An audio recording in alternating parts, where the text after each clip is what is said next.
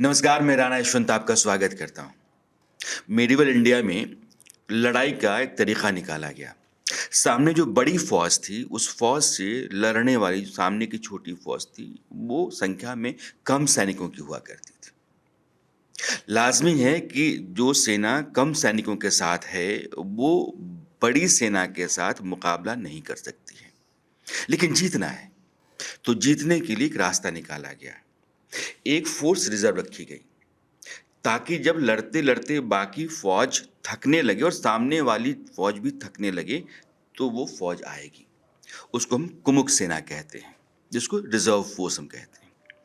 और इस कुमुक सेना के आइडिया ने मेडिवल इंडिया में कई जंगों की पूरी तस्वीर बदल दी, नतीजा बदल दिया। कहने का मतलब ये है कि लड़ाई छोटी या बड़ी नहीं होती है, तरीका आपने लड़ने और जीतने का क्या निकाला है, ये ज़रूरी होता है। ज़िंदगी कमोबेश ऐसी ही होती है। हम आज जो लैविश लाइफ जी रहे हैं, वैसी ही लाइफ हम बहुत लंबे समय तक जी सकेंगे, इस बात की गारंटी इस आधार पर है कि हमने जीने का रास्ता क्या अख्तियार किया है। यानी कि हमने वो कोशिशें की हैं क्या, जिनके ज़रिए हम ऐसी ज़िंदगी बहुत आगे तक जी पाएँ। होता यह भी है कि छोटी-छोटी कोशिशों से बेहतरीन, शानदार और मनमाफ़िक ज़िंदगी जीने की गुंजाइश निकाल ली जाती है। निकलती नहीं है, निकाल ली जाती है। तो जीवन कैसे जीना चाहिए? हम जो कमाते हैं, उस कमाई के साथ-साथ अगर थोड़ी बहुत बचत कर पाते हैं, तो ज़िंदगी कैसी हो सकती है? और हम जो नहीं सोच सकते हैं, उससे आगे भी नतीजा हमको कैसे मिल सकता है? अगर ये जानना हो, तो आपको उन लोगों से मिलना चाहिए जो लोग बचत और निवेश यानी सेविंग्स और इन्वेस्टमेंट इन दोनों की बारीकियों को समझते हैं। और ऐसे ही एक एक्सपर्ट के साथ आज मैं हूँ, आपका बहुत-बहुत स्वागत है। नमस्ते सर, नमस्ते। एक तो मैं चाहूँगा कि आप अपना पूरा परिचय दीजिएगा मेरे दर्शकों को। जी। कैसे आप काम करते रहे हैं? क्या करते हैं आप? और एक छोटी-सी बचत ज़िंदगी में क्या कमाल कर सकती है? धन्यवाद राणा साहब, आपको सुनते-सुनते ऐसे मैं मंत्रमुग्ध हो गया था जब आपने इंट्रो दिया। तो आज समझ आया कि आपके सामने बैठने की इतनी पावर है, आपका ऑरा इतना स्ट्रॉन्ग है कि एकदम एकदम मैं खो गया था आपकी बातों में। और आपने जिस तरीके से इंट्रोड्यूस किया इस पूरे बेसिक कॉन्सेप्ट को, बहुत यूनिक था। सर मेरा बड़ा सिंपल इंट्रोडक्शन है, एक हम्बल परिवार से, मेरे फादर पहले ओएनजीसी में काम करते थे। एक ही धरोहर एक मिडिल क्लास गवर्नमेंट एम्प्लॉयी बच्चों को दे सकता है, वो है पढ़ाई। तो उन्होंने वो दी, बहुत अच्छे से दी, अच्छी शिक्षा मिली, बॉम्बे में रहा। 10वीं करी, 12वीं करी, फिर इंजीनियरिंग करी और इंजीनियरिंग के बाद इमीडिएटली बाद एमबीए फाइनेंस कर ली। पिताजी 1981 से इन्वेस्ट करते हैं स्टॉक मार्केट्स में, तो घर में वो चर्चाएँ, वो बातें, वो चलती रहती हैं। और क्योंकि मैं घर का बड़ा बेटा हूँ, तो मेरे पे वो था कि जाओ क्लेरिकल वर्क करो, ये डिविडेंड का चेक आ गया है, डिविडेंड मिडल का क्लास चेक। फैमिली ऐसा ही बिल्कुल, सोचती है। डिविडेंड का चेक जमा कर दीजिए और ट्रेन की टिकट बुक कर लो, और शेयर का अभी क्लोजर हुआ है तो उसको ज़रा जाके डीमैट जो डिपॉजिटरी है उसके साथ उसकी पर्ची भर दो। पहले चीज़ें इतनी आसान नहीं थी, हुँ, हुँ, हुँ। 1995 से लेके 2002-3 तक।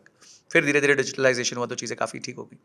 तो ये डीमैट अकाउंट क्या होता है, ये सब क्या होता है, ये काफ़ी जल्दी समझ आने लग गया पिताजी से बात करते-करते। अच्छा, हर 1980-90 के दशक के निवेशक के पास एक अटैची होता है और उस अटैची में भरे हुए होते हैं शेयर सर्टिफिकेट, हाँ, जो उसने खरीदे हैं पुरानी-पुरानी कंपनी के, जो मर गई हैं, खत्म हो गई हैं। बेटा ये देखो हमने लिया था, ये लिया था। तो वो बड़ा वो अच्छा एक। तमाम बुकलेट्स जिन पे वो हाँ, दस्तखत कर चुके दस्तखत होते होते थे। थे। हाँ, तो फिज़िकल शेयर सर्टिफिकेट्स उस टाइम पे हाँ। मिलते थे लोगों को। तो वो मैं देखता था। तो काफ़ी लर्निंग वहाँ से इन्हेरेंट हुई। पिताजी हमेशा फ़ोकस रखते थे कि मैथ्स बहुत स्ट्रॉन्ग होना चाहिए हुँ, आपका। हुँ। तो मैथ्स में मैंने बहुत मेहनत करी और बहुत अच्छे मार्क्स लेके आया, और मैथ्स की वजह से ही मुझे लगता है कि धीरे-धीरे मेरा फाइनेंस की तरफ भी रुझान बना। अच्छा। इंजीनियरिंग में जॉइन किया, तो इंजीनियरिंग के बाद इमीडिएटली बाद एमबीए चालू करी। एमबीए में फाइनेंस में एमबीए कर ली। फिर जॉब चालू हुई। 2008 से मैंने जॉब चालू करी और हुँ, करीबन मैंने 15 साल जॉब करी। 15 साल मैंने जॉब करी, जिसमें अधिकांश हिस्सा मेरा रियल एस्टेट कंपनियों में गया। मैं वहाँ पे कंपनी के मालिक के साथ काम करता था, उनके dashboard decisions, board meetings, investor presentations, ज़मीन लेना, जब रियल एस्टेट का मेन काम होता है ज़मीन खरीदना, तो ज़मीन खरीदने के जो प्रोसेस होता है उसमें मैं होता था।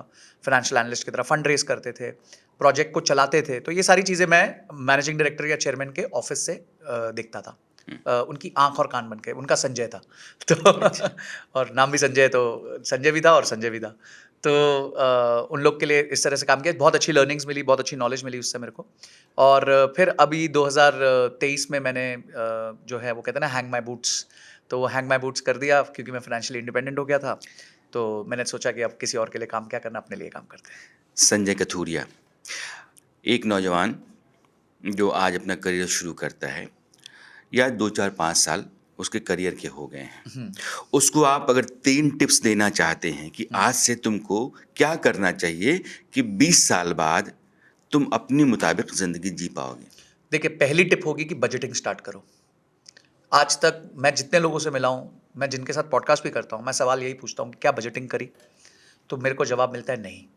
और लोगों को लगता है बजटिंग अमीर लोगों के लिए है, बजटिंग तो बहुत मुश्किल है, बजटिंग मैं क्यों करूँ, मुझे क्या ज़रूरत है, मैं बजटिंग करूँगा तो मैं गिल्ट स्पेंडर बन जाऊँगा, यानी मेरे में गिल्ट आएगी जब भी मैं खर्च करूँगा। ऐसा कुछ नहीं है। आज बहुत अच्छा जी सकते हैं और कल उससे भी ज़्यादा अच्छा जी सकते हैं अगर आप बजटिंग करें तो। बजटिंग से क्या होता है, आपकी हैप्पीनेस विजन और आपका पैसा अलाइंड हो जाता है। यानी कि एक व्यक्ति है, एक छोटा बच्चा है, 25 साल का है, उसको रॉयल एनफील्ड लेनी है। उसका बड़ा मन है, बचपन से था, देखता था, बुड़ बुड़ बुड़ बुड़ आवाज़ आती थी। तो उसको भी है कि मैं वो चाबी घुमाऊँ और ज़ोर से किक मारूँ, बैठूँ, हेलमेट पहनूँ और जाऊँ लेह लद्दाख। पर वो ले नहीं पा रहा, परेशान है, 25-30 हज़ार की तनख्वाह है। तो वो गरीब समझता है अपने आप को। वो सोचता है यार मेरे मेरे बस की है नहीं यार, क्योंकि इसकी जो किश्त है वो 3,000 रुपए है, 4,000 रुपए, मैं कैसे दूँगा इसकी किश्त? पर एक तरफ वो ये नहीं देखता कि उसका नेटफ्लिक्स का 600-700 रुपए महीना जा रहा है। एक तरफ वो ये नहीं देखता कि बाकी सारी सब्सक्रिप्शन मिला के उसकी करीबन 300-400 रुपए महीना और जा रही हैं। एक तरफ वो ये नहीं देखता वो दिन में 10 सिगरेट पी रहा है, जिसका 150 रुपए वो दिन का खर्च करता है, यानी महीने का 4,500 रुपए वो खर्च कर बैठता है। वो ये नहीं देख रहा है। पर वो अपनी मोहताजी देख रहा है कि यार मैं नहीं कर पा रहा हूँ, मैं नहीं बैठ पा रहा हूँ उस बाइक पे। अरे अगर तेरे को ये पता हो कि तू आज 10 सिगरेट पी रहा है, तू आज इतना खर्चा सब्सक्रिप्शंस पे कर रहा है, तो एटलीस्ट उसको तू आधा कर देगा, तो तू अपना ड्रीम जी पाएगा, तू खुश हो पाएगा। जो रियल चीज़ तेरे को खुशी देगी, जो जैसे मैं हैप्पीनेस विजन, आपका जो हैप्पीनेस का विजन है वो आप अचीव कर सकते हो। पर उसके लिए क्या करना है, जो नहीं खर्चा है, मतलब जो खर्चा नहीं करना चाहिए, तो उसको रूथलेसली काटना पड़ेगा आपको।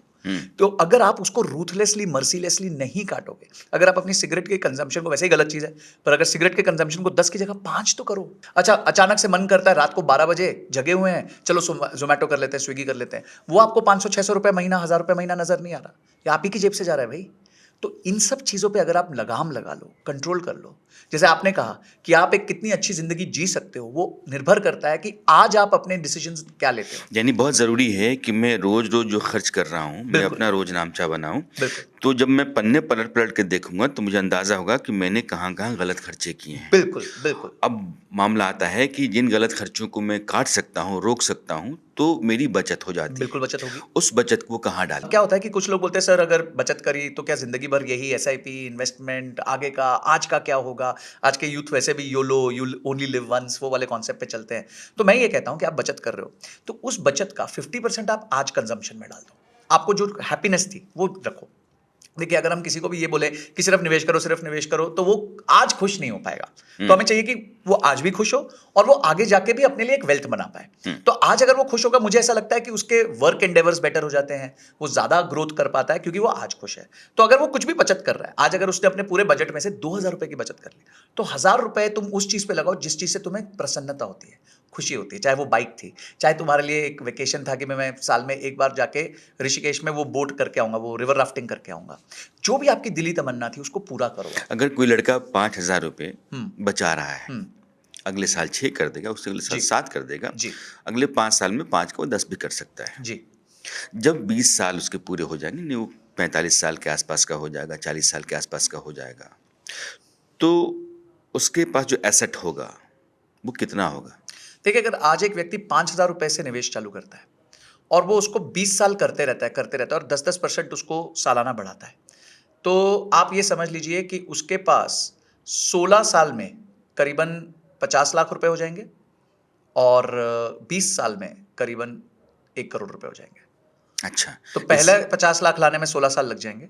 मैं 12% पे कंसीडर कर रहा हूँ, बहुत सिंपल मैथमेटिक्स कंसीडर कर रहा हूँ।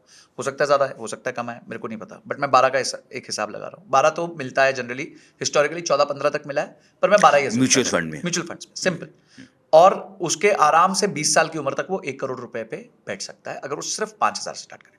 अगर वो थोड़ा रिस्क डाइवर्सिफाई करे, उसको ठीक कर ले, कुछ स्मॉल कैप में डाल, लिमिट कम, तो मैं बिल्कुल बेसिक अपना जो इंडेक्स फंड होता है जिसमें बहुत ज़्यादा दिमाग नहीं लगाना होता, जो रिस्क कम होता है, जिसका जो निफ्टी के हिसाब से चलता है, उसका बता रहा हूँ। पर अगर थोड़ा रिस्क ज़्यादा ले तो यही नंबर 20 साल बाद 2.5 करोड़ के आसपास हो सकता है।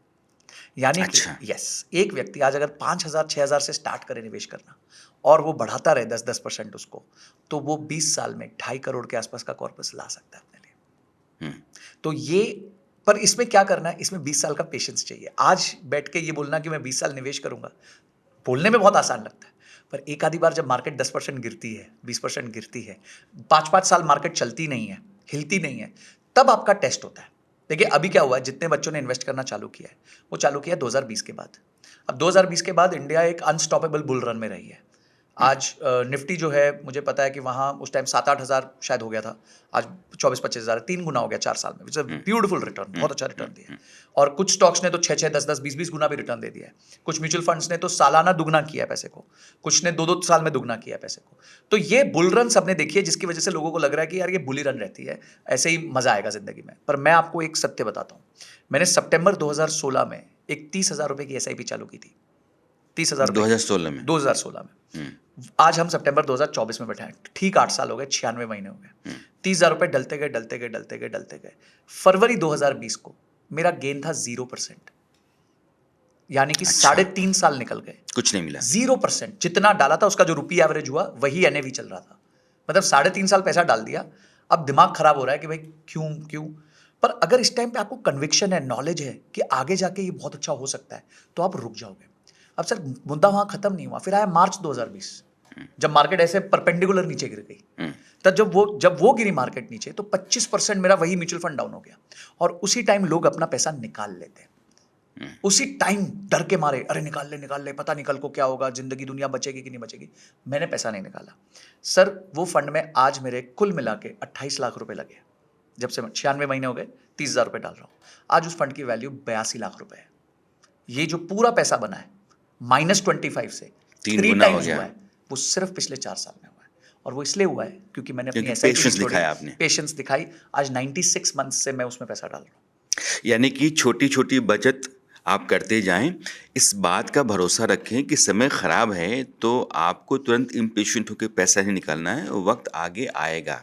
कोई भी ढलान जो है ऐसी नहीं होती है जो चढ़ान पे नहीं आए, और कोई चढ़ान ऐसी नहीं होती है जो ढलान पे नहीं आए। तो मार्केट भी कमोबेश ऐसे ही चलते हैं, आपको भी उसको समझना चाहिए। जो आदमी ज़िंदगी शुरू करता है, मुझे लगता है कि उसको 3 चीज़ें पहले कर लेनी चाहिए। एक तो हेल्थ इंश्योरेंस करा लेना चाहिए, बिल्कुल। एक टर्म इंश्योरेंस करा लेना चाहिए, जी और एक छोटी या बड़ी बचत जो है वो शुरू कर देनी जी चाहिए। जी। तो मुझे लगता है कि इससे ज़िंदगी बहुत आसान हो जाती है। देखिए सर, इसमें मैं 4 चीज़ें जोड़, आपने 3 बोली, मैं एक और चीज़ जोड़ना चाहता हूँ। पहली चीज़ है, आपने अपने लिए बजटिंग करी, बजटिंग करके आपको अपना एक्सपेंस पता चला, तो सबसे पहले एक इमरजेंसी फंड क्रिएट कर लो, कि एक छोटा-सा 6 महीने का अगर आप यंग हो, आप पे बहुत ज़्यादा डिपेंडेंट्स नहीं है इस समय पे, तो आपकी शादी नहीं हुई, तो आप एक 6 महीने की जो आपके खर्चे हैं, तनख्वाह नहीं, आपकी तनख्वाह 30,000 है, आपके खर्चे 10,000 है या 15,000 है, तो 10,000 इंटू 6, 60,000 रुपए की एक एफडी धीरे-धीरे बिल्ड कर लो, रिकरिंग डिपॉजिट कर करके। अब क्या होता है सर, इंसान की ना ये साइकोलॉजी होती है, जितना वो सेफ होता है ना, उतना वो ज़्यादा स्ट्रांग बन जाता है। उसको जो सेफ्टी महसूस होती है ना, यार कल को हाँ, बॉस बोलेगा तो मैं बॉस को मुँह पे दे आऊँगा और ये कर दूँगा। जब उसको आता है ना, तो वो और कॉन्फिडेंट हो जाता है लाइफ में। तो सबसे पहले मैं इमरजेंसी फंड क्रिएट करो। सेकंड स्टेप है कि आप अपना इंश्योरेंस खरीदो हेल्थ का, सबसे पहले हेल्थ का। लाइफ का भी बाद में खरीदेंगे, पहले हेल्थ खरीदिए। लाइफ क्यों नहीं बाद में खरीद सकते, उसका मैं रीजन भी दूंगा आपको। हेल्थ का खरीदने का ये है क्योंकि आपको नहीं पता किस दिन आपदा विपदा आ जाएगी, उस दिन फिर आपका घर नहीं बचेगा। क्योंकि आज हेल्थ केयर कॉस्ट पिछले 5 साल में डबल हुई है सर। इसका मतलब है 14% सालाना ग्रोथ रही है हेल्थ केयर कॉस्ट में। तो वो बहुत ज्यादा, यानी कि निफ्टी से ज्यादा रिटर्न्स तो हेल्थ केयर कॉस्ट ने दिए है इस टाइम पे। तीसरी चीज है, जो आप लाइफ इंश्योरेंस की बात कर रहे हैं, मैं मानता हूं कि किसी भी व्यक्ति को लाइफ इंश्योरेंस तब करनी चाहिए जब उसके ऊपर कोई निर्भरता हो। अगर उस पर कोई निर्भरता नहीं है इस समय, तो मुझे ऐसा लगता है कि उसको इमीडिएटली लाइफ इंश्योरेंस का प्रीमियम एक 25-30 हज़ार रुपया साल का नहीं डालना चाहिए। ये मेरा मानना है पर्सनली। जैसे उस पर कोई निर्भरता आ जाए, कोई उधार ले ले, कोई लोन ले ले, कोई शादी हो जाए, कोई माता पिता की कोई निर्भरता हो, बहन की शादी की कोई निर्भरता हो, बच्चों और कोई निर्भरता आ जाए, तो बहुत जरूरी है इंश्योरेंस लेना, ताकि आपके जाने के बाद एक अमाउंट आपकी फैमिली को मिलता है। मेरा सवाल ये है कि इस तरह के जो प्रोपोजिशंस होते हैं कि मैं मकान खरीदूं या मैं इन्वेस्टमेंट में जाऊं, क्या ऑप्ट करना चाहिए? बहुत इंपॉर्टेंट प्रश्न है और मुझे लगता है कि मैं जब भी कोई इस पे मैटर पे कोई वीडियो बना दूं तो मुझे तो बहुत व्यूज मिलते हैं। उसका रीजन ये है कि लोगों की ये बहुत बर्निंग प्रॉब्लम है। देखिए, जब आप यंग होते हैं आपको घर नहीं लेना चाहिए, बिल्कुल नहीं लेना चाहिए। क्योंकि जब आप यंग होते हैं आपके पास एक्सप्लोर करने को अपॉर्चुनिटीज है। आज आपके पास दिल्ली में अपॉर्चुनिटी, कल आपके पास दुबई में अपॉर्चुनिटी हो सकती है, उसके बाद मुंबई में हो सकती है, न्यूयॉर्क में हो सकती है। तो आप क्या एक लाइबिलिटी लेके घूमते रहोगे अपने सर पे। दूसरी बात यह है, आप घर लेते हो तो सबसे पहले सरकार आपसे 7% ले जाती है। यानी कि आपने अगर 1 करोड़ का घर खरीदा तो 7 लाख रुपए तो सीधा सरकार ले जाती है। अगर अंडर कंस्ट्रक्शन खरीदा तो 12% सरकार ले जाती है, यानी 12 लाख रुपए सरकार लेके चली जाएगी। अब 1 करोड़ के घर की जो रेंट होता है सर, वो ज्यादा से ज्यादा 20-25 हजार रुपए होता है, उससे ऊपर नहीं होता है। तो अगर 30-25 हजार भी पकड़े तो 3 लाख रुपए का किराया है। आपने सरकार को दे दिया 12 लाख रुपया, यानी 4 साल तो आपको सरकार को जो आपने एक्स्ट्रा कॉस्ट दिया वो ब्रेक इवन करने में निकल जाएंगे। 4 साल। और अभी मैं टाइम वैल्यू ऑफ मनी नहीं गिन रहा हूं, मैं तो एब्सोल्यूट नंबर गिन रहा हूं। तीसरी बात यह है कि आपने अगर घर खरीदा और खुदा ना खास्ता कुछ इश्यू हो गया तो 3 ईएमआई नहीं दोगे तो वैसे ही आपके घर पे वो आ जाएंगे, बैंक वाले आ जाएंगे। तो ये ना मिथ है आपकी कि आप घर के मालिक हो। आप घर के मालिक नहीं हो, आप बैंक के भाड़ोतरी हो। सिर्फ डॉक्यूमेंट आपके नाम पे है। आपके घर बनेगा 20 साल बाद, जिस दिन आप अपनी आखिरी किस्त दे दोगे उसके बाद आप उसके लेजिटिमेट रियल ओनर बनोगे। तब तक आप सिर्फ बैंक के भाड़ोतरी हो। अब बैंक जो है वो 9% के हिसाब से भाड़ा लेता है और जो लैंडलॉर्ड है वो 2% के हिसाब से भाड़ा लेता है। तो मैं लैंडलॉर्ड का ही भाड़ोतरी बन जाता हूं 20 साल के लिए। तो 7% मेरे पास बचता है सर। अब यही बात हो गई कि 25,000 मैंने रेंट दिया, 85,000 किस्त दी, 60,000 रुपए महीना मेरा बचता है। यही 60,000 अगर मैं 20 साल निवेश करूं सिर्फ निफ्टी 50 में तो वो 6 करोड़ हो जाता है। तो मेरे पास 6 करोड़ का लिक्विड कैश पड़ा होगा। ले लूंगा उस दिन 2 करोड़ का घर, 2.5 करोड़ का घर डाउन पेमेंट पे, अपना घर। तीसरी चीज ये है सर कि अगर कोई विपदा आपदा आ गई तो आप उस घर का क्या बाथरूम बेच के 20 लाख रुपए निकालोगे, या हॉल बेचोगे, या बेडरूम बेचोगे, या किचन बेचोगे, या बालकनी बेचोगे? ऐसे तो बेच नहीं सकते। तो आपको फिर से लैप लेना पड़ जाएगा, लोन अगेंस्ट प्रॉपर्टी। तो आप लोन पे लोन चढ़ा गए अपने ऊपर। अरे आपका टाइम है ग्रो करने का, आपका टाइम है अपने ऊपर निवेश करने का, आपका टाइम है अपनी स्किल्स को बेटर करने का, आपका टाइम है अपनी इनकम को मल्टीप्लाई करने का। और इस सब में आप कहां फंसे हुए हो? अरे यार वो बैंक की किस्त देनी है, वो बैंक की ईएमआई देनी है, अरे यार ईएमआई छूट ना जाए, अरे इस महीने दोस्त से पैसे ले ले यार परेशानी हो गई। ये कैसी जिंदगी है? 25-30 हजार की नौकरी कर रहा है, उसको घर खरीदने का सोचना ही नहीं चाहिए। चुपचाप वो पहले अपने दिमाग में निवेश करे। सर आज आप कोई भी शेयर ले लो, क्या वो 1 साल में दुगना होता है? नहीं होता। नहीं। बहुत कम चांस है, मतलब 1 आउट ऑफ मिलियन चांस है। पर अगर आप अपनी स्किल पे निवेश करो तो हो सकता है आपकी 25,000 की तनख्वाह अगले साल 50,000 हो जाए। ये जरूर हो सकता है। तो जो सबसे बड़ा गेन किसी को मिलता है ना, वो अपने ऊपर निवेश करके मिलता है। सर मैंने जीवन भर, जब से मैंने अपना करियर स्टार्ट किया, 5 से लेकर 10% अपनी तनख्वाह का मैं अपनी पढ़ाई पे डालता हूँ। मैंने एमबीए करी, उसके बाद सीएफए करी। सीएफए बहुत महंगा कोर्स था, मैंने 1.5 लाख रुपए के आसपास का किया तब 2009-10 के आसपास। उसके बाद मैंने लॉ करी, ठीक है, लॉ के मेरे कुछ पेपर रह गए बट मैंने अटेम्प्ट करना चालू कर दिया था। उसके बाद मैंने फाइनेंशियल मॉडलिंग का कोर्स किया, मैंने एक्सेल शीट का कोर्स किया। जो कोर्स मेरे काम आता था मैंने वो किया है। तो आज भी मैं अपने ऊपर जो है अपनी तनख्वाह का या खुद के इनकम ऊपर का भी आपको इन्वेस्ट बिल्कुल, करना क्योंकि चाहिए, यही अपने तो फ्यूचर के ऊपर बिल्कुल इन्वेस्ट यही तो करना असली चीज है चाहिए। ना सर। बिल्कुल सही है। भारत में एक माइंडसेट है कि और कुछ ना हो तो चलो सोना ले लेते हैं। गोल्ड में इन्वेस्टमेंट हिंदुस्तान के गांव का आदमी और शहर का आदमी, गोल्ड को लेकर के एक जुड़ाव हिंदुस्तानियों का अलग से रहता है। बिल्कुल। अब चूंकि डिजिटल परचेज है कि मैंने 10,000 रुपये का ले लिया, 1 लाख का भी ले लिया, गोल्ड में इन्वेस्टमेंट कितने फायदे का है? सर देखिए, गोल्ड में जो इन्वेस्टमेंट होती है, it gives you the best hedge against inflation. It gives you a good hedge against, मतलब जब भी समय खराब होता है, जब कोई वॉर होगी, मार्केट्स क्रैश होंगी, तो वो इमीडिएटली गोल्ड को पॉजिटिव किक देता है। वो 2 रीजन से देता है, एक तो गोल्ड का रेट बढ़ जाता है, एक डॉलर का रेट बढ़ जाता है, और गोल्ड डॉलर में डिनोमिनेट होता है। तो जैसे गोल्ड का रेट बढ़ा, डॉलर का रेट बढ़ गया, तो हमारे लिए वो महंगा हो जाता है। तो आज अगर हम कहते हैं कि गोल्ड ने पिछले 5-6-7-8 सालों में 12-13% का रिटर्न दिया है, तो उस 12-13% में से जो गोल्ड का रिटर्न है वो तो मुश्किल से 7-8% ही है। 5-6% करेंसी का रिटर्न है, क्योंकि हमारी करेंसी 5-6% नीचे चली गई। अगर आप देखें 8 साल पहले 2016 के आसपास मेरे हिसाब से डॉलर होता था 65 के आसपास का, आज वो 85 के आसपास पहुंच गया। तो ये जो 20 रुपए का फर्क पड़ा है, इससे गोल्ड के प्राइस पे भी फर्क पड़ गया। पर गोल्ड का रियल प्राइस 12% नहीं ग्रो हुआ है। गोल्ड का रियल प्राइस 6-7-8% के रेंज में ग्रो हुआ है पिछले 8 साल में। ये डिवैल्यूएशन की वजह से हमारे को रुपी बेनिफिट मिल गया उसका। तो हमें तो डबल बेनिफिट है। गोल्ड का प्राइस बढ़ा वो भी बेनिफिट है, और रुपी डिवैल्यूएट हुआ वो भी बेनिफिट है। और अभी भी हमारा रुपी डिवैल्यूएट हो ही रहा है। ट्रेंड भी वही है। मेरे को नहीं दिखता कि इमीडिएटली कोई रिवर्सल होगा कि अचानक से रुपी जो है वो वापस 50-60 के लेवल्स पे चला जाएगा, बिकॉज अभी इंडिया एक्सपोर्ट करना चाहती है, ज़्यादा एक्सपोर्ट करना चाहती है, दोनों की कंट्रीज में इंटरेस्ट रेट का डिफरेंस है, इन्फ्लेशन का डिफरेंस है, तो करेंसी तो इसी रूल पे चलती है। तो इंडिया की जो अभी भी करेंसी है वो नीचे नीचे ही जाएगी। तो लॉन्ग टर्म में आपको सालाना 3 से 4% क्रैक हमारे करेंसी में मिलेगा ही मिलेगा, और 6 से 7% का आपको बढ़ोतरी गोल्ड के प्राइस में मिलेगी। तो एक औसतन आप 9 से लेके 12% का रिटर्न एक्सपेक्ट कर सकते हैं। तो अगर आपको आज गोल्ड में निवेश करना है, हमेशा गोल्ड में आपको थोड़ा बहुत निवेश रखना चाहिए, क्योंकि वो सिक्योर फीलिंग देता है। दो तरह से निवेश कर सकते हैं, एक तो फिजिकल ले सकते हैं, फिजिकल में थोड़ा हैंडलिंग कॉस्ट और ये सब ज्यादा होती है, तो आप गोल्ड के बीज ले सकते हैं जो कि लिस्टेड ETFs होते हैं, गोल्ड के प्राइस को मिमिक करते हैं। उसमें आप 1 ग्राम भी ले सकते हैं, 2 ग्राम भी ले सकते हैं, 10 ग्राम भी ले सकते हैं, जितना चाहे उतना ले सकते हैं, उसमें कोई रिस्ट्रिक्शन नहीं। एक रिजर्व फोर्स है। हाँ। अगर बाकी वर्टिकल इन्वेस्टमेंट के आपके डगमगाते हैं Yes. तो गोल्ड ऑटोमेटिकली थोड़ा सा आपको पुश दे पुश सकता करते हैं, है, सडनली मार्केट 20% गिर गई, गिर जाता है। तो आपके पास एटलीस्ट अपने पोर्टफोलियो में अगर 100 रुपए निवेश में था और 15-20 उसमें गोल्ड में था, तो गोल्ड उतना तेजी से नीचे नहीं गिरेगा। गोल्ड रादर आपको 2-3% का वहां पे सपोर्ट दे देगा। सपोर्ट है। रियल एस्टेट अभी कोविड तक या उसके बाद तक पिछले 5-7 साल बड़े खराब रहे रियल जी, एस्टेट के जी, लिहाज जी, से, लेकिन पिछले 2 साल में मैं देख रहा हूँ कि एकदम वो बूम कर पुरानी तरह से आ गया फिर से। लाजमी है कि ये भी एक बबल है, कभी ना कभी ये भी फूटेगा, लेकिन अभी ये टाइम फेज है। जी। तो इस समय रियल एस्टेट में इन्वेस्टमेंट कितने काम का है? सर देखिए, रियल एस्टेट का जो इन्वेस्टमेंट है उसके साथ पहले तो आपको 3 चीजें ध्यान रखनी चाहिए।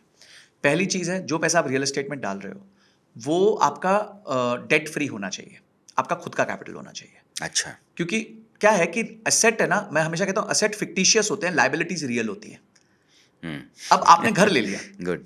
तो एसेट तो फिक्टिशियस है, अभी मेरे को नहीं पता वो कब बिकेगा, कब भाड़ा देगा, देगा कि नहीं देगा, अचानक से गिर जाएगा कि नहीं, पर मेरे को लायबिलिटी यानी EMI तो रोज देनी है, जो देते हैं अभी 15 अगस्त को भी देनी है, ईद के दिन भी देनी है, दिवाली के दिन भी देनी है, सब दिन देनी है, मेरे पास तो ऑप्शन नहीं है, रात को भी देनी है, सुबह भी देनी है, संडे को भी देनी है, तो वो EMI तो छुट्टी नहीं करती। तो मेरे को पहले ये देखना चाहिए कि जो मेरे पास कॉर्पस है उसमें मेरे पास कितना इन्वेस्टेबल कॉर्पस है जो मैं रियल एस्टेट में डाल सकता हूँ। पहला पॉइंट ये हो गया। दूसरा पॉइंट ये हो गया कि क्या मेरे पास लॉन्ग समय के लिए ये कैपिटल है, यानी कि क्या अगर ये 5 साल के लिए अटक गया, 10 साल के लिए अटक गया, तो कोई मेरे को प्रॉब्लम है कि नहीं है। अगर ये आपको लगता है कि नहीं भाई मेरे को 2 साल में पैसा चाहिए, 3 साल में चाहिए, तो आप रियल एस्टेट में नहीं डाल सकते। It is an illiquid asset, एकदम इलिक्विड एसेट है वो।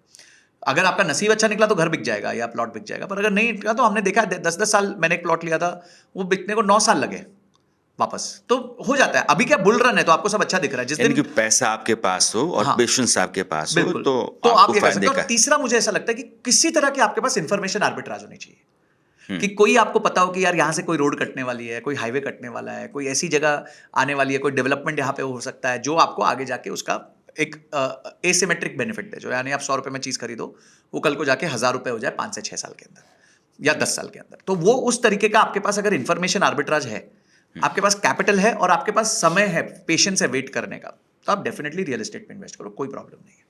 बट अपार्ट फ्रॉम दैट, अगर आप बिल्कुल स्ट्राइव्ड हो, आपके लिए बहुत मुश्किल हो रहा है कि भाई मेरे पास कैपिटल ही नहीं है, मैं डे टू डे एक्सपेंसेस नहीं कर पा रहा, तो रियल एस्टेट आपका गेम नहीं है, आप दूर रहो उससे। दूर रही। स्टॉक मार्केट, चूंकि अभी स्टॉक मार्केट को कहा जाता है कि हेल्दी फेज में है, फिर भी आदमी यूं ही लगा देता है हाँ। और नुकसान उठा लेता है। स्टॉक मार्केट के लिए जो प्रिकॉशनरी मेजर्स हैं वो क्या हैं, और आंख मूंद करके आपको पैसा लगाना है तो क्या है? देखिए सर, स्टॉक मार्केट को ना सबने सट्टा बाजार बनाया हुआ है इस टाइम पे, सबने। आप कोई भी सेबी की रिपोर्ट देखो, very disheartening reports. Options trading में 90% लोग पैसा नहीं कमा रहे, 94% एक्टिव ट्रेडर्स पैसा नहीं कमा रहे, 70% इंट्राडे ट्रेडर्स पैसा नहीं कमा रहे। अगर आप उनकी ट्रांजैक्शन कॉस्ट एडजस्ट कर लो तो 90% लोग इंट्राडे में पैसा नहीं कमा रहे हैं। 56,000 करोड़ का क्यूमुलेटिव लॉस है इंट्राडे में, 56,000 करोड़ का, 2 महीने की SIP इंट्राडे में? यस सर, एक साल में 56,000 करोड़ का लॉस है। एक कंपैरिजन दूं तो भारत की जो सबसे बड़ी म्यूनिसिपल कॉर्पोरेशन है BMC, उसका साल का बजट 35,000 करोड़ होता है। तो 35,000 करोड़ के बजट के अगेंस्ट आप सोचो, मतलब 2 बार मुंबई डुबा देते हैं लोग, इतना सट्टा खेल रहे हैं इस टाइम पे। ये तो सिर्फ इंट्राडे की बात कर रहा हूँ मैं, ऑप्शंस की बात नहीं कर रहा हूँ। तो बहुत बड़ा प्रॉब्लम अभी इस टाइम पे हो गया है कि सबको जुनून छाया हुआ है कि यहाँ मैं कुछ बटन दबाऊंगा तो वो ग्रीन हो जाएगा, और जैसे सेल का बटन दबाऊंगा तो वो रेड हो जाएगा। ऐसे नहीं होने वाला है, ये आपका गेम नहीं है। आपको अगर इन्वेस्टमेंट्स करनी है तो अगर पहले तो ये क्या आपका मेन काम है, अगर आपका कोई समझिए आप कोई जॉब करते हैं, कोई व्यवसाय है, आपका बिजनेस है, तो आपको डायरेक्ट इन्वेस्टमेंट स्टॉक में करनी नहीं चाहिए। मैं खुद नहीं करता सर, मैं CFA हूँ। CFA होने के बावजूद मैं डायरेक्ट स्टॉक्स में नहीं निवेश करता हूँ, मैं सिर्फ म्यूचुअल फंड्स के थ्रू निवेश करता हूँ। क्योंकि सर डायरेक्ट स्टॉक्स में इन्वेस्ट करने के लिए आपको 3 चीज़ें चाहिए: नॉलेज, इन्फॉर्मेशन, टाइम। आपको नॉलेज होनी चाहिए कि एक बुक्स बैलेंस शीट को कैसे पढ़ते हैं या टेक्निकल एनालिसिस कैसे करते हैं, आपके पास इन्फॉर्मेशन होनी चाहिए क्योंकि आप मार्केट में हो, market generally moves on information, कि अगर जैसे कुछ नेगेटिव इन्फॉर्मेशन आई और आपने रिएक्ट ही नहीं किया तो पता चला आपका पोर्टफोलियो 20-30% डाउन हो गया, आपका सुपड़ा साफ हो गया, तो वो नहीं होना चाहिए। और तीसरा कि आपके पास टाइम है, क्या आप उसमें डेडिकेटेडली कुछ टाइम दे सकते हो। अगर आप ये 3 चीज़ें नहीं कर सकते, प्लस आप इमोशनल कंट्रोल नहीं रख सकते अपने ऊपर, तो प्लीज़ इस मार्केट से दूर हो जाओ। चुपचाप एसआईपी के थ्रू माध्यम से आप म्यूचुअल फंड्स में पैसा डालो, अपने रिस्क के हिसाब से, अपने लॉन्ग टर्म इन्वेस्टिंग के हिसाब से, शॉर्ट टर्म गोल्स के हिसाब से अपनी एक प्लान बना लो और उसको फॉलो करो। सर मैंने भी यही किया है और मैं सबको यही सजेस्ट करता हूँ। ये तब है जब मैं दुनिया की सबसे बड़ी फाइनेंस डिग्री लेके बैठा हूँ, सीएफए, मतलब गोल्ड स्टैंडर्ड कहते हैं जैसे, और जो सीएफए का काम ही ये होता है कि लोगों को कंसल्ट करे कि कहाँ पैसा डालना है। पर फिर भी मैं लोगों को यही चीज बोलता हूँ कि स्टॉक्स में पैसा डायरेक्टली मत डालो। सर वो आईआरएफसी ना, मैंने 100 रुपए में, देखो ना, जिसने 100 रुपए में खरीदा था आज वो 10 गुना हो गया। अरे भाई साहब, जिसने 100 में खरीदा था ना उसने 120 में बेच भी दिया होगा। बहुत कम लोग होते हैं जो 100 से 1000 की जर्नी रख पाते हैं, और ये वही लोग होते हैं जिनके पास नॉलेज, इन्फॉर्मेशन, टाइम होता है। हमारे जैसे लोग, कोई आ गया, किसी ने टिप दे दी, बोले अरे यार तू फटाफट फटाफट एक काम कर, ये बजट से पहले आईआरएफसी खरीद ले, वो बजट पे कुछ अनाउंसमेंट होगी, 20 रुपए बढ़ जाएगा, तू चले जाना।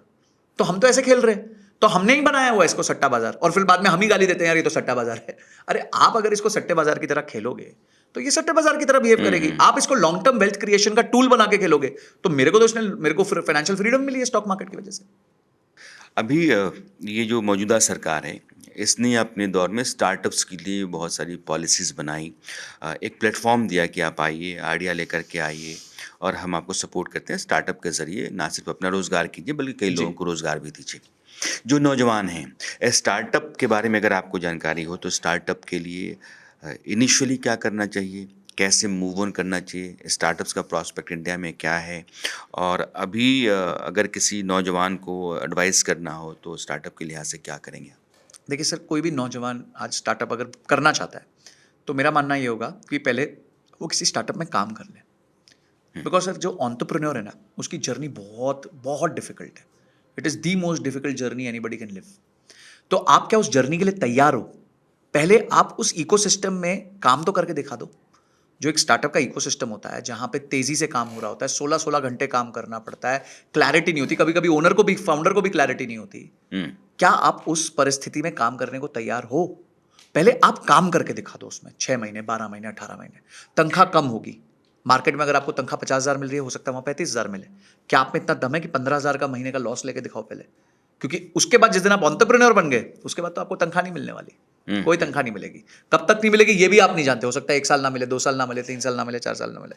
ये बात ये कि आपकी मानसिकता एक एंटरप्रेन्योर की तरह है कि नहीं है। मैं आईआईटी की क्लास में सर, मतलब मेरे को बड़ा आश्चर्य हुआ, मैं आईआईटी दिल्ली के क्लास को एड्रेस कर रहा था, 150-200 बच्चे थे, और मैं यार आईआईटी दिल्ली के बच्चे लोग हैं। मैंने पूछा कि आप में से कितने लोग एंटरप्रेन्योर बनना चाहते हैं? सर 7 हाथ खड़े हुए थे, 7 आउट ऑफ 150। ये हालत है हमारे देश की।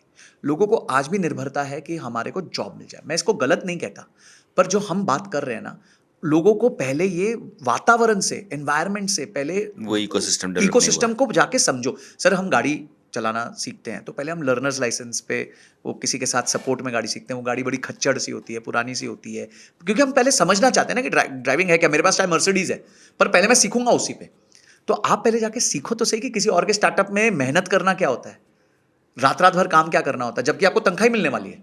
तो अगर आपने ये माइंडसेट बिल्ड कर लिया तो आप वो दूसरा माइंडसेट भी बिल्ड कर लोगे कि अब मैं खुद से काम करूंगा, खुद के लिए काम करूंगा, 10 लोगों को नौकरी भी दूंगा। सर कभी कभी फाउंडर ना अपनी तनख्वाह से ज्यादा की तनख्वाह के लोगों को रखता है। उसकी खुद की तनख्वाह 50,000 होती है, लाख रुपए होती है। वो सोचता है यार ये लड़का अच्छा है, एक्सपीरियंस वाला है, मेरी कंपनी को आगे बढ़ाएगा, मैं अपनी तनख्वाह लाख की 50 कर लेता हूँ, इसकी जो है लाख की 1.5 लाख कर देता हूँ। इतना सैक्रिफाइस होता है एक एंटरप्रेन्योर की लाइफ में।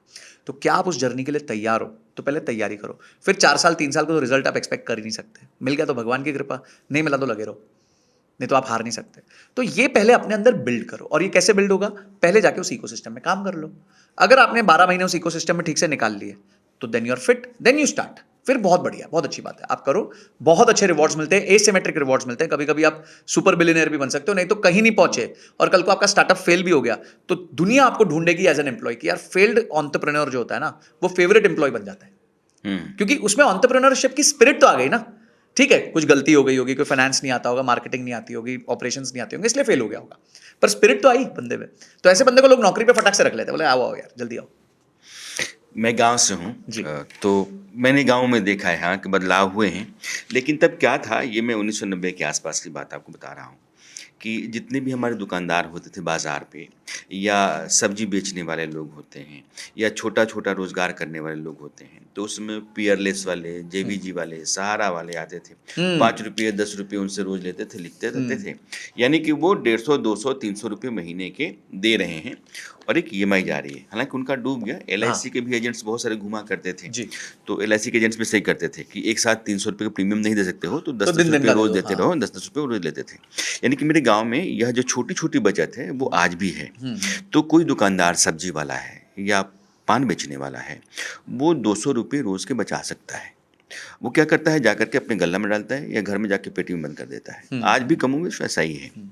लेकिन चूंकि अब डिजिटल माध्यम है, तो उसका बच्चा जो है वो अब समझ रहा है। स्मार्टफोन के साथ है। हुँ, उन सब लोगों के लिए एक बड़ी तादाद इस देश में है, हुँ, वो हुँ, करोड़ों की है, हुँ, हुँ, कि अगर तुम 5,000 6,000 रुपये बचा सकते हो, तो अपने बच्चे से बोलो कि क्या करे वो, हुँ। कि उन 6,000 रुपये से धीरे धीरे धीरे 10 साल में तुम कुछ और भी हो सकते हो, और तुम्हारी जो संतान है वो भी कुछ और हो सकती है। उसके लिए क्या सलाह हो सकती है? सर देखिए, कोई भी व्यक्ति को चाहे वो आज कोई भी स्थिति में है, उसको एक चीज़ तो सीख लेनी चाहिए, वो है डिजिटलाइज़ेशन। आपको मोबाइल का यूज़ करना, ऐप्स का यूज़ करना, ऐप्स के माध्यम से निवेश करना, ये सीख ही लेना चाहिए। बहुत लिटरेचर अवेलेबल है, बहुत वेबसाइट्स हैं, बहुत यूट्यूब वीडियोज़ हैं, सब कुछ है जहाँ लोग सिखा रहे हैं ये सब करना। जैसे मैं भी कोशिश करता हूँ, मेरा भी यूट्यूब चैनल है, उसके माध्यम से मैं भी कोशिश कर रहा हूँ कि लोगों को ये सिखा दूँ कि बेसिक आप कभी कहीं कहीं तो 200 रुपए से आप म्यूचुअल फंड्स में निवेश कर सकते हो, एसआईपी कर सकते हो, महीने का 200 रुपए।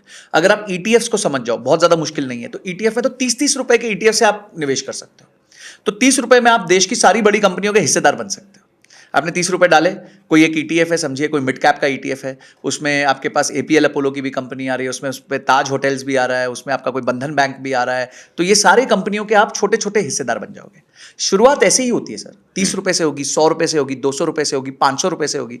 एक एसआईपी बांधो तो सही, चाहे तो सही जेब से, तो आपको रियलाइज होगा हाँ यार मैं कुछ कर रहा हूँ, मैं निवेश कर रहा हूँ, मैं निवेश कर रहा हूँ। और वो नंबर ना सर 5-10 साल बाद इतना बड़ा हो जाता है, इतना बड़ा हो जाता है कि आपको लगता है यार अपन ने डाला तो कुछ भी नहीं था। जब मैंने पहली बार एसआईपी की सर, मैंने 2,000 रुपए की एसआईपी की थी। मैं भूल भी गया एसआईपी की हुई है मेरी 2008 में। तब तो बड़ी कठिन होता था एसआईपी करना। तब वो फॉर्म भरवाने आते थे, नैश होता हाँ था, हाँ हाँ। सर्टिफिकेट, ये सब होता था। 2014 के बाद इजी हुआ। तो 2008 में मैंने एसआईपी करी, मैं भूल गया।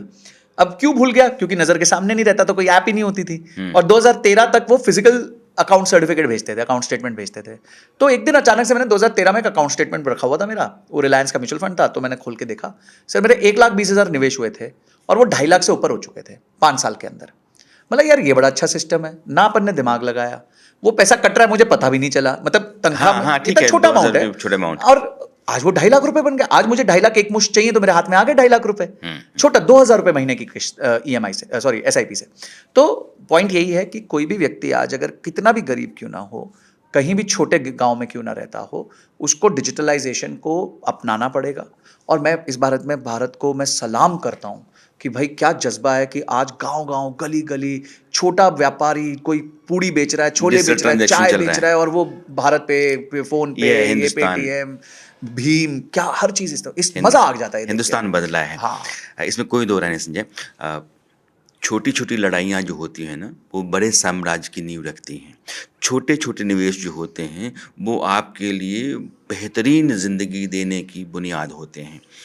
जब पश्चिम बंगाल की प्लासी जैसी दूर दराज की जगह में लॉर्ड क्लाइव लड़ाई लड़ रहा था, तो उसको ये अंदाज़ा नहीं था कि वो ब्रिटिश हुकूमत की नींव हिंदुस्तान में रख रहा है। बहुत छोटी लड़ाई थी, खेत में 300 सैनिक लेकर के, और वो मैदान में खड़ा था। वो लड़ाई जो जीती गई, उस लड़ाई ने 200 साल की ब्रिटिश हुकूमत की नींव रखी। तो ये जो छोटे छोटे निवेश होते हैं, वो आपके लिए भी एक बड़ी ज़िंदगी दे जाते हैं। और संजय, आपने आकर के मेरे दर्शकों को कुछ ऐसी बातें बताई हैं, मुझे लगता है कि उनके फ़ायदे की हैं और बेहतरीन है। ये ज़रूरी है कि वो बचाएं और निवेश करें, ताकि अपनी और अपने परिवार की एक बेहतर ज़िंदगी वो खड़ा कर पाएँ। बहुत थैंक बहुत यू सो मच। शुक्रिया आपके लिए थैंक यू शेयर करने का। Thank you.